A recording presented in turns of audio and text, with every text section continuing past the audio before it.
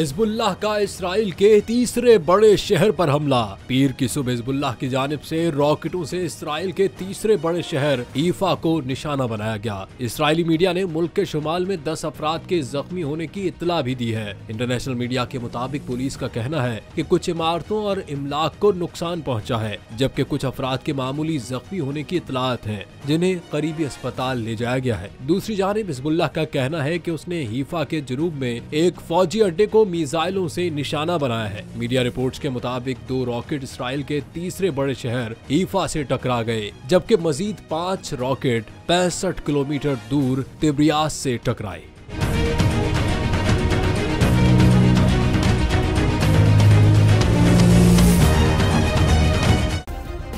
Subscribe करें और bell दबाएं ताकि कोई खबर रह न जाए।